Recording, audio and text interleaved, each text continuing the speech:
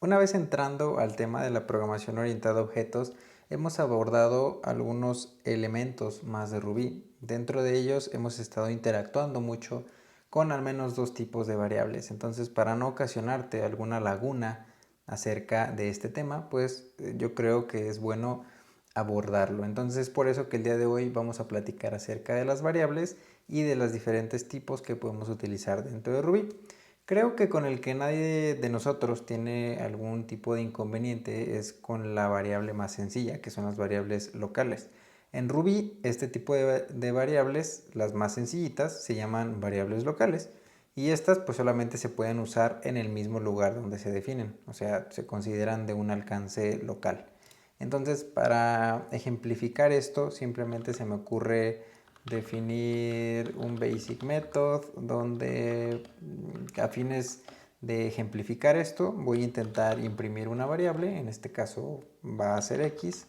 Aquí voy a simplemente igualarle un valor, asignarle un valor a x que sea 10. Entonces, como podemos notar, esta es una variable sencilla, como tal cual la conocemos, es x. Obviamente al ser local, pues esto nos debe de generar algún inconveniente. Así que yo vengo y le digo a Ruby que me ejecute o me interprete mi script Ruby y pues obviamente nos está lanzando que pues mi variable local o método llamado x pues no está definido.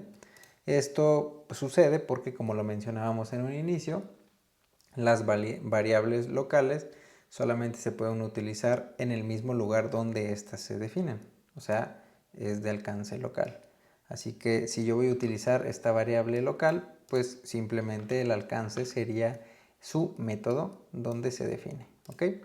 Entonces creo que con este tipo de variables nadie tiene ningún inconveniente. En este momento nuestro script ya está funcionando sin ningún inconveniente. El siguiente tipo de variables que también son, este tema no lo hemos abordado, este tipo de variables, en oposición obviamente a las variables locales, Ruby también puede tener variables globales. Y como su nombre nos lo indica, este tipo de variables están disponibles en cualquier otro lugar dentro de nuestra aplicación. Algo que resaltarte es que este tipo de variables pueden ser útiles, pero no son tan comunes, puesto que no encajan tanto con los ideales de la programación orientada a objetos. Pero de todas formas, ¿cómo es que yo puedo definir una variable global dentro de Ruby? Yo puedo hacer esto, vamos a borrar esta parte y vamos a regresarlo muy sencillo como lo teníamos antes. La forma en cómo definir una variable global en Ruby es utilizando el signo de pesos o el signo de dólar antes del nombre de la variable. Entonces, en este caso yo estoy asignando o creando una variable global y enseguida para poder imprimirla, pues de igual forma necesito llamarla utilizando el signo de pesos o el signo del dólar. Entonces, vamos a ejecutar de nueva cuenta nuestro script. Como puedes notar, en esta ocasión no ha fallado el script, puesto que ya no es una variable local, sino que es una variable global y esta variable va a estar o la vamos a poder acceder desde cualquier lugar dentro de nuestra aplicación, ¿ok? Entonces ya tenemos abordado el tema de variables locales, ya tenemos también lo de variables globales y un tipo de variables que ya tuvimos la necesidad de abordarlas fueron las variables de instancia o también llamadas variables de objeto.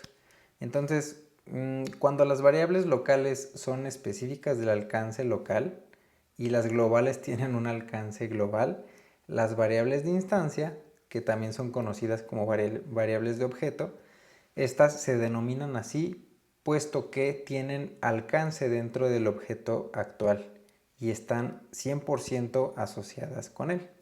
Entonces, ¿cómo es que nosotros podemos definir una variable de instancia o una variable de objeto? Esto ya lo vimos, de igual forma yo creo que no se te tiene que complicar. Para esto se me ocurre generar ahora sí una clase, ya que pues como lo mencionábamos, este tipo de variables está asociada a un objeto, ¿ok? Entonces para esto vamos a definir el método constructor que se me ocurre que va a recibir la marca de este auto y enseguida el cómo es que podemos generar esta variable de instancia o nuestra variable de objeto es utilizando antes un signo de arroba. Entonces enseguida el nombre de la variable y ahora sí asignamos el argumento que tenemos, ¿no? Algo que mencionaba era que obviamente esta variable vamos a poder accederla en todo el objeto, ¿ok?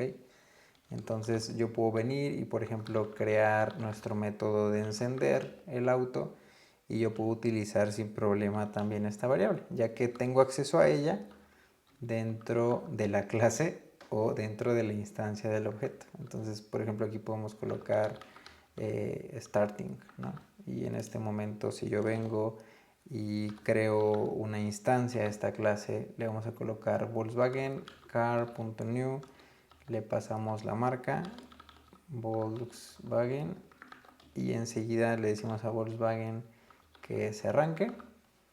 En este momento nos está lanzando, hay un inconveniente, es porque estamos recibiendo o el constructor está esperando un argumento nombrado, ¿ok? Si quisiéramos pasarlo como no nombrado, sería simplemente de esta forma, pero bueno, ahí nos está ejecutando nada, eso pareciera, puesto que no estoy imprimiendo. Pero si quisiéramos utilizar un argumento nombrado, que esto suele ser más descriptivo dentro de nuestras aplicaciones, lo haríamos de esta forma y también funcionaría, ¿no? Entonces ya hemos abarcado también el tema de las variables de instancia o de objeto. Sabemos que, de nueva cuenta lo vamos a repetir, va a estar relacionada a un objeto, ¿ok? Y va a estar asociado al mismo. Vamos a terminar por lo que serían las variables de clase. Entonces, el alcance de una variable de clase está dentro de la clase misma y no dentro de los objetos. Este tipo de variables pueden ser utilizadas, por ejemplo, para determinar el número de objetos creados, tal vez.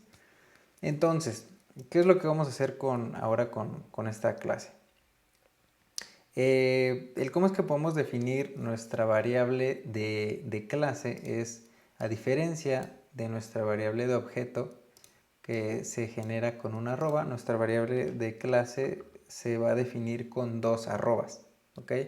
Entonces, como se los comentaba en un inicio de las variables de clase, no sé, un caso de uso podría ser contar cuántos objetos han sido creados a partir de nuestra clase carro, ¿no? Entonces se me ocurre definir numbers of cars. Un punto que resaltar es que las variables de clase se van a generar, siempre van a estar definidas cada vez que nosotros llamemos a la clase. Pero la primera vez tenemos que verificar si esta ya está definida y en caso contrario simplemente asignarle un valor inicial.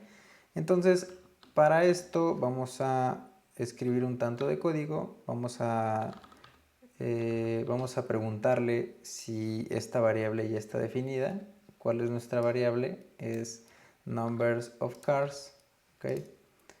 Y en caso de ya estar definida, pues simplemente vamos a colocarle numbers of cars, vamos a incrementarla en 1, ¿ok? En caso contrario, tendríamos que asignarle un valor por defecto, ¿no? Entonces con eso estaría más que suficiente. Por aquí vamos a utilizar otro término que vamos a abordar en el siguiente video, así que no te preocupes, voy a estar utilizando un método de clase, ¿ok? Pero con esto no te preocupes también, lo vamos a abordar en el siguiente video tutorial, donde lo único que vamos a hacer es retornar los números de carros utilizando pues nuestra variable de clase, ¿ok?